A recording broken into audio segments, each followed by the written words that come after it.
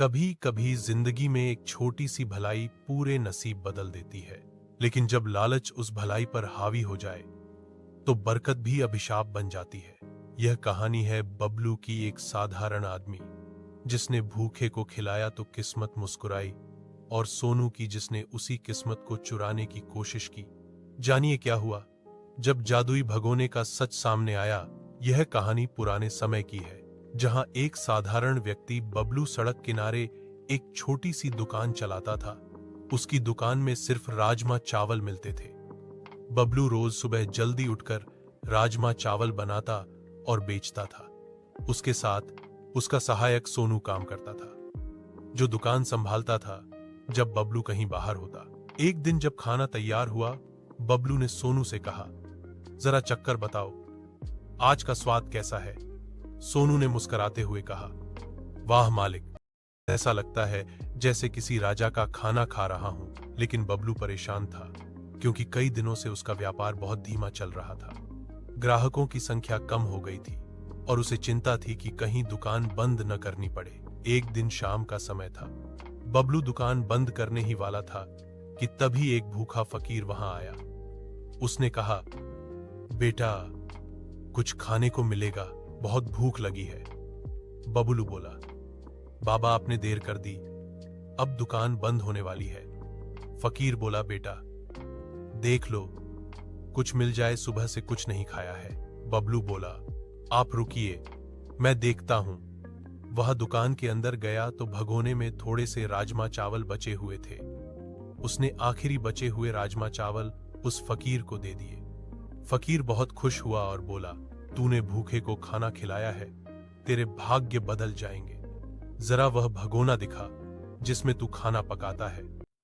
जब बबलू ने भगोना दिखाया तो फकीर ने उस पर हाथ रखा और कहा, अब से इस भगोने में पकाया गया राजमा चावल हमेशा बिकेगा और तेरी दुकान पर कभी ग्राहकों की कमी नहीं होगी।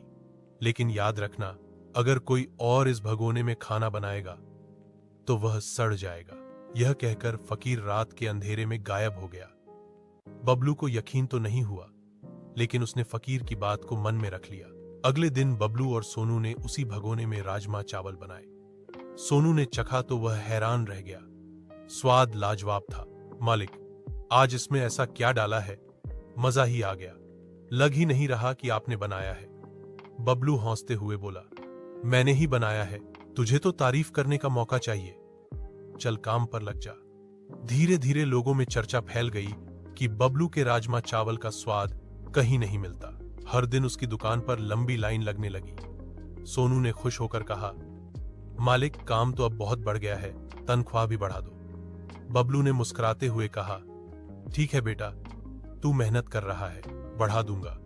फिर सोनू उत्सुकता से बबलू से पूछता है, भाई जी, आप राजमा चावल में ऐसा क्या डाल रहे हैं कि लोग राजमा चावल अब इतने पसंद करने लगे हैं कि सुबह से शाम तक भीड़ लगी रहती है।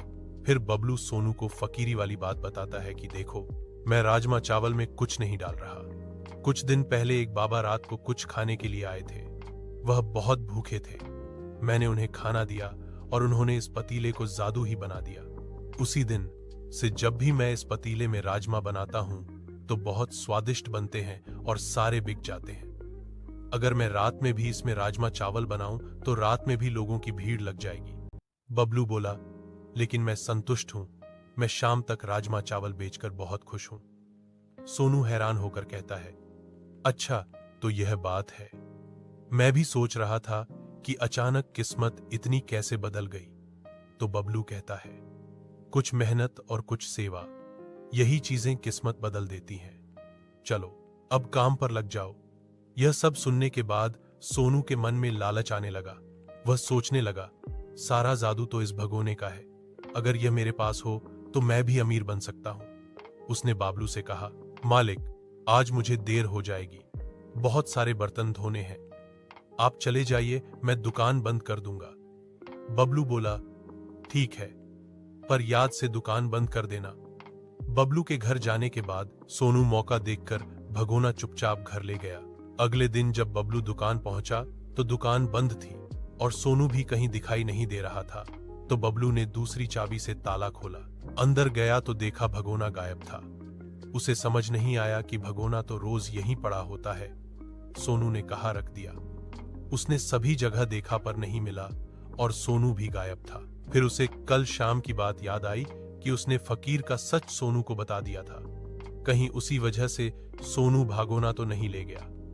उधर सोनू ने घर पर वही राजमा चावल बनाने की कोशिश की, लेकिन बार बार राजमा जल जाता, स्वाद बिगड़ जाता। वह समझ नहीं पा रहा था कि दुकान में तो सब कुछ ठीक होता था, यहाँ क्यों नहीं। कुछ देर बाद बबलू सोनू के घर पहुंचा और देखा कि वह जले हुए राजमा के साथ परेशान बैठा है। बबलू ने पूछा, क्या कर रहे हो सोनू? भगोना यहाँ कैसे आया? सोनू घबराकर बोला, मालिक मैं तो बस इसे साफ करने के लिए घर लाया था। बबलू ने कहा, सोनू, उस भगोने में कोई जादू नहीं है। असली जादू मेहनत, सच्चाई और अच्छे इरादों में होता है। फकीर की कहानी मैंने इसलिए सुनाई थी ताकि तेरे इरादे परख सकूं। सोनू बोला, मालिक मैं बस देखने के लिए लाया था कि सच में इस भाग्याने में कोई जादू है कि नहीं। मुझे माफ कर दीजिए। सोनू की आंखों में आंसू आ गए। उसे अपनी गलती का एहसास हुआ। बबलू ने कहा, तेरी तनख्वाह तो नहीं बढ़ेगी, लेकिन मैं तुझे नौकरी से नहीं निकालूंगा। अब समझ ले, ईमानदारी ही सबसे बड़ा जादू है। फिर दोनों दुकान में आ गए और रोजमर्रा के जैसे काम करने में जुट गए। यह कहानी हमें सिखाती है कि सच्ची सफलता किसी जादू या भाग्य पर नहीं, बल्कि मेहनत, ईमानदारी और नेक नियत पर निर्भर करती है। भलाई हमेशा किसी न किसी रूप में वापस आती है, जबकि लालच हमें अपने ही हाथों गिरा देता है। इसलिए हमेशा दूसरों की मदद करें, सच्चे बने और अपने अच्छे कर्मों को ही अपनी पहचान बनाइए।